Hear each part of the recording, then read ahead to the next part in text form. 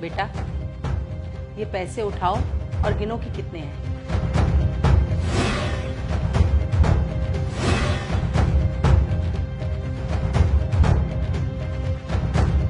माँ 1.5 लाख है। हाँ माँ, मेरे भी लगभग 1.5 लाख रुपए हैं। हाँ माँ, शायद 1.5 लाख ही है, पर ये आपने हमें दिए क्यों हैं? बताती हूँ बेटा, जिसने भी तुम्हें ये दुनिया दिखाई है ना, जाकर उसके पैर छू कर आओ। और मैंने जो ये पैसे तुम लोगों को दिए हैं, वो तुम चाहे जैसे भी तुम्हारी मर्जी हो खर्च करो, लेकिन मैंने जो कहा है वो पूरा जरूर करके आना। क्या? और हमें किसने दुनिया दिखा दी? हाँ माँ, ये तो बताओ किसके पैर छूने हैं? वो मुझे नहीं पता। देखो, मैंने तुम्हें ये पैसे दे दिए हैं, बाकी अपना दिमाग लगाओ, और जो भी सही दिमाग लगा कर आएगा ना, मैं अपनी पूरी प्रॉपर्टी उसके नाम कर दूंगी।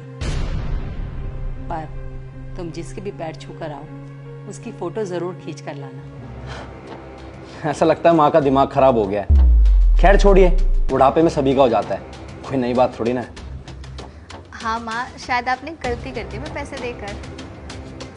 माँ, आपने पैसे दे तो दिए हैं, पर अब ये समझ नहीं आ रहा है कि पैर किसके छूने हैं।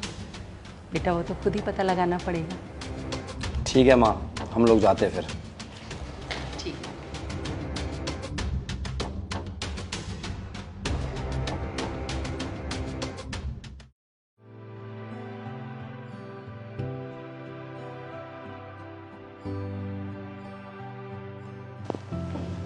आगे बच्चों तुम लोग। अच्छा तो बताओ, किसके पैर छू कर आए? खैर क्या छूने थे माँ, मुझे तो ऐसा लगता है कि दुनिया मैंने खुद ही देखी है। तो मेरी खुशी तो इसमें थी कि मैं एक नई बाइक लूँ, और देखो मैं एक नई बाइक ले भी आया। ये तो बड़ा अच्छा किया। हाँ माँ, ये सब तो बकवास बातें होती है ना, हमें कौन दुनिया दिखाता है, हम तो खुद एक्सप्लोर करते हैं ना। इसलिए अपने लिए मैं आईफोन लेकर के आई हूँ और सबको दिखाऊंगी। अरे वाह। अरे या तुम बेटा कुछ नहीं लाई अपने लिए? नहीं माँ, आपने मुझे किसी के पैर छूने के लिए भेजा था ना, और फिर वो पैसे मैं खुद पे कैसे खर्च कर सकती थी। पर मम्मी, मुझे रास्ते में एक गरीब इंसान मिला, और वो बहुत ज़्यादा समझदार था। उसने मुझे एक ऐसी एडवाइस दी कि मैं वो सारे के सारे 1.5 लाख रुपए उसको देकर आ गई। पर मम्मी, उसने जो मुझे एडवाइस दी थी ना, वो 1.5 लाख रुपए से कहीं ज़्यादा वैल्यूएबल थी। लेकिन बेटा, आखिर उस आदमी ने तुम्हें ऐसी क्या एडवाइस दी कि तुमने अपने पूरे 1.5 लाख रुपए उसे दे दी? हाँ यार, मैंने मम्मी को बोल तो दिया है कि मैं पैर छू कर आऊँगी, पर मुझे समझ में नहीं आ रहा मैं पैर किसके छूऊं, किसने मुझे दुनिया दिखाई है। अरे हाँ बाबा, मुझे पता है भगवान ने, पर अब मैं भगवान के यहाँ पे पैर कैसे छू सकती हूँ? मेम साहब, जो आप सोच रहे हो उसका जवाब मैं दूं आपको?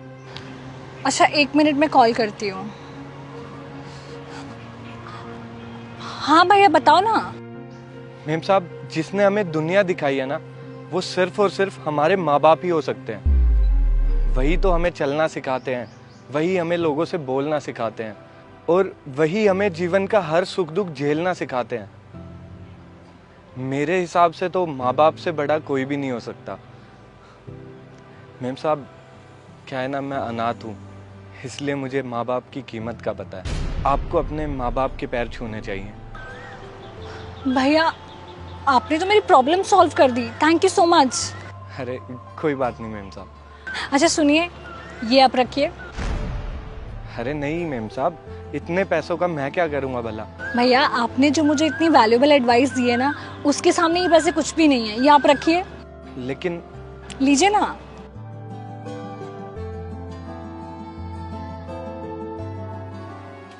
माँ, हमें ये दुनिया दिखाने वाला कोई और नहीं, हमारे खुद के माँ बाप ही होते हैं। और मम्मी, आपने तो माँ का और पापा का दोनों के फर्ज निभाए हैं।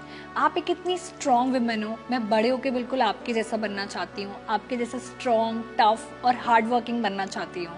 तो मैं आपके पैर छूंगी। शाबाश मेरा बच्चा।